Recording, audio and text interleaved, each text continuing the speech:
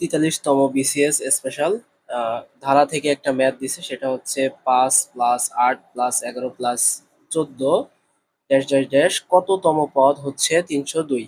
302। আচ্ছা, এই যে কততম পদ, কোন পদ, এই ধরনের ম্যাথগুলোর ক্ষেত্রে আমরা একটা শর্টকাট ট্রিক ইউজ করতে পারি, সেটা হচ্ছে পদ সংখ্যা সমান শেষ পদ মাইনাস প্রথম পদ বাই সাধারণ অন্তর প্লাস 1। ওকে, তা এই ধারাটা যদি আমি সুন্দর করে একটু খেয়াল করি, যার প্রথম পদ 5 এবং সাধারণ অন্তর যে কোনো পদ থেকে তার আগের পদ বিয়োগ, আমি যদি 11 ধরি যে কোনো পদ, তাহলে তার আগের পদ বিয়োগ দিলে যদি 8 বিয়োগ করি তাহলে 3, অথবা আমি যদি যে কোনো পদকে 8 ধরি তার আগের পদ 5 বিয়োগ করলে 3, তাহলে আমরা দেখলাম সাধারণ অন্তর হচ্ছে 3। ওকে, সাধারণ অন্তর হচ্ছে 3।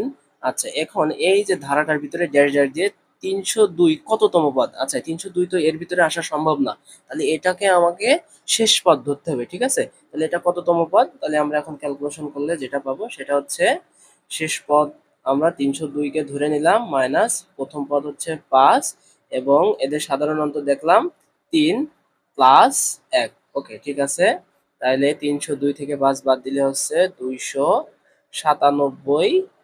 297 বাই 3 বা 3 প্লাস 1।